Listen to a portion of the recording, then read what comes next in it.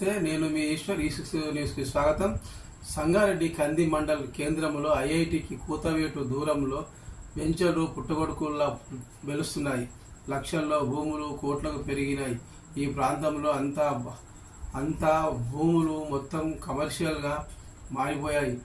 దీన్ని అదునుగా చూసుకొని కొందరు రియల్టర్లు సరైన అనుమతులు లేకున్నా అక్రమంగా వెంచర్లు వేస్తున్నారు. అయితే ఒక బిల్డర్ ఏకంగా 50 సమాధులను కబ్జా చేసి రాత్రికి రాత్రే జేసీబీలతో సమాధులను లెవలింగ్ చేసినాడు.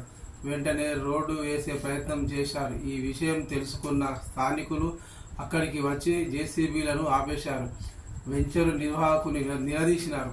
ఎన్ని సంవత్సరాలుగా దళితులమైన తమకు ప్రభుత్వం సమాధులకు స్థలం కేటాయించిందని, తమ తాతలు ముత్తాతలను ఇక్కడే పూడుస్తున్నామన్నారు. ఈ విషయమై కంది గ్రామ పంచాయతీ సెక్రటరీ ఫోన్లో మాట్లాడగా, నాకు ఎందుకు ఫోన్ చేస్తున్నారు, నాకు ఏ విషయం తెలియదు, గవర్నమెంట్ ల్యాండ్ ఉంటే రెవెన్యూ అధికారులకు చెప్పండి, మీరు గ్రామ పంచాయతీకి సెక్రటరీ కాబట్టి మీకు ఫోన్ చేసినాము అని స్థానికులు అడగగా, అది నాకు సంబంధం లేదు, రెవెన్యూ వాళ్లకు చెప్పండి అని ఫోన్ పెట్టేశాడు. చివరకు సమాధులను కూడా వదలని బిల్డర్స్ పై చర్య తీసుకోవాలని బాధితులు కోరారు. మా సమాధులను కాపాడండి, అక్రమాలకు పాల్పడుతున్న భూ కబ్జాదారులపై చర్య తీసుకోవాలని బాధితులు